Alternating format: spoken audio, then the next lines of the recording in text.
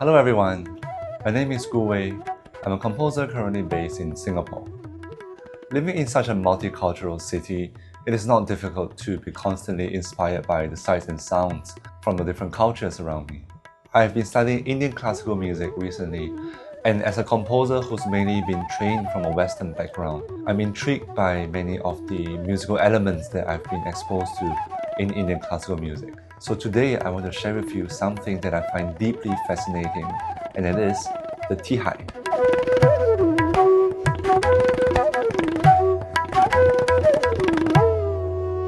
So before we go into what the Tihai is, let's go through some of the basics first. In Indian classical music, the Tala is one of the main building blocks. Essentially, it is the metric and rhythmic framework of which the music is based on. It usually involves a rhythmic cycle with a specific number of beats. In Hindustani classical music, one of the most common talas is the tinta. It's a 16-beat cycle that goes something like this. Da, din, din, da, din, din, da, tin, tin, da, din, din, da. So as you can see, as I'm counting the tala, I'm using syllables known as bowls, as well as hand gestures. These tell us where exactly in the tala cycle we are currently in. So actually in tintal, the 16 beats are subdivided into 4 smaller parts of 4 beats each. You could also think of it as 4 bars of 4/4 in Western terminology. And after the 16 beats, we always go back to the 1 or the sum, after which the tala cycle continues and it repeats over and over again.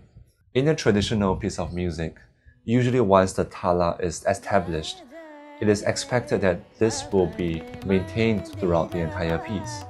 So the tala cycle functions as the metric and rhythmic backbone of the composition.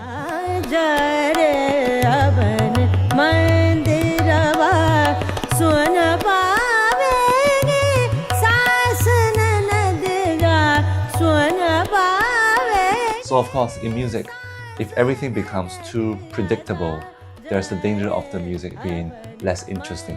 And therefore, sometimes we like to break expectations. And now, in the case of the tala cycle, sometimes we can break away from the expected subdivisions of each cycle. While there are many ways of doing this, one of the ways is through the Tihai. The Tihai can be defined as 3 repetitions of the same musical material in equal durations. Now, to illustrate how the Tihai works in tintal, let me give you one example. So we know that the tintal consists of 16 beats divided into 4 plus 4 plus 4 plus 4. Pretty regular. Now in this Tihai, we're going to subdivide the beats in this way. 5 beats of a melodic phrase, 1 beat of pause, so 5 plus 1. And then we're going to repeat this for the second time. 5 beats of a melodic phrase, followed by 1 beat of pause. So that's 6 plus 6, we have 12 now. And then the last 5 beats of melodic phrase. So you might notice that when we add this together, we actually get 17 beats. Now that's because the last beat of the third phrase will actually be the first beat of the next tala cycle. So we have 5 beats of a melodic idea, 2, 3, 4, 5, followed by 1 beat of pause. On the sitar, that's usually done using a strum. And then the second repetition, 1, 2, 3, 4, 5, strum. Third repetition, 1, 2, 3, 4, 5. On the last beat, we reach the sum on the first beat of the next cycle. So if I count in 16 beats, it will kind of look like this. 1, 2, 3, 4, 5, 6, 7, 8, 9, 10, 11, 12, 13, 14, 15, 16, 1. So you notice how satisfying it is when we eventually reach the end of the Tihai, because that usually coincides with the sum of the next cycle, after which the music continues with the expected patterns in the Tala cycle. So in the case of Tihai, it's mostly used when concluding musical sections or entire pieces. And Let's hear the Tihai that I just played with the context of what's happening before. So I will play one regular cycle of the Tintao followed by the Tihai.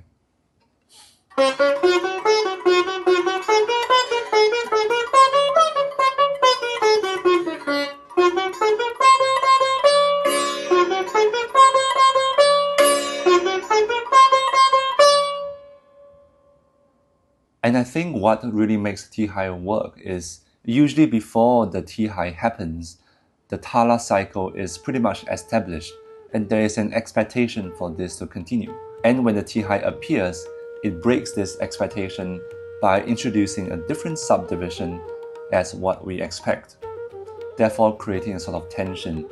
But this tension is eventually resolved when the Tihai is finished, as we land back onto the sum or the one of the next Tala cycle.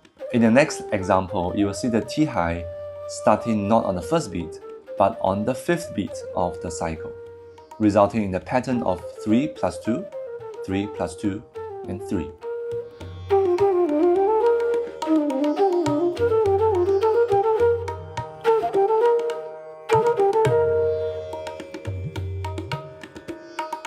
So the two examples we've seen have pauses in between the melodic phrases.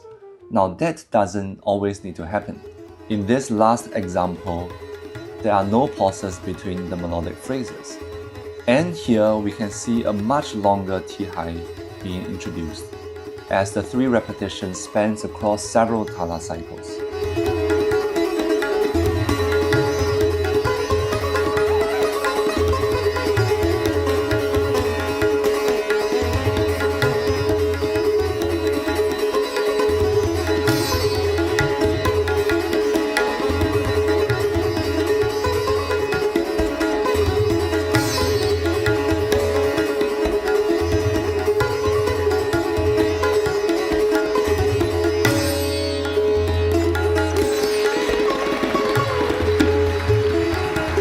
Don't you see how fascinating and fulfilling that was? The moment when she finished the Tihai and landed on the sum again, there was this huge sense of resolution of the tension that was created by the preceding Tihai. So I think what makes the Tihai so fulfilling and exciting is the fact that there is this double resolution.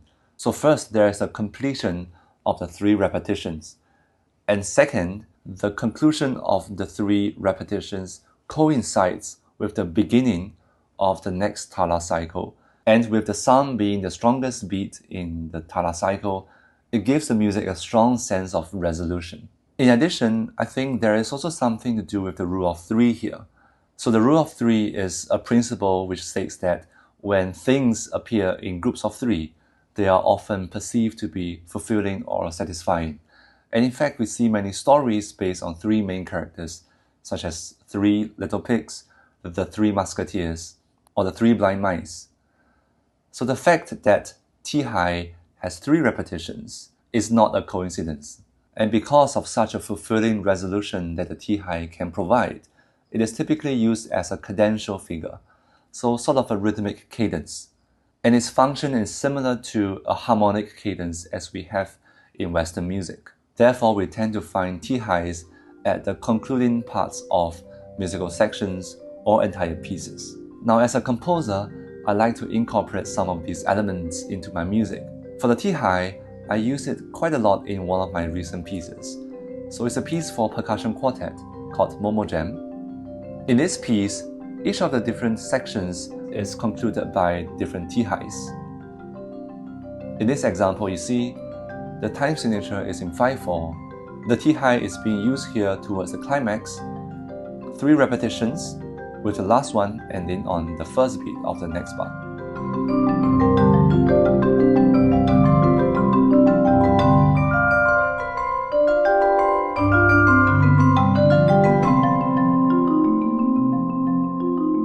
Towards the end of the piece, the time signature changes to 4/4, and the Tihai here begins in the middle of the bar. After 3 repetitions, it lands on the final chord of the piece, bringing the music to a climactic ending.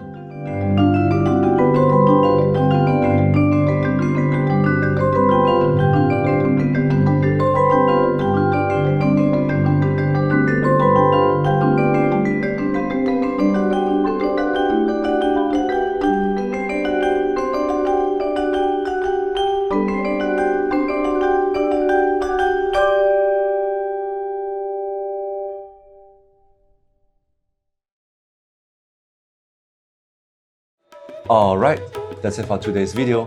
I hope you've learned a thing or two about the Tihai, and perhaps you could even apply it into your next piece or your next improvisation. Thanks for watching, and see you in the next video.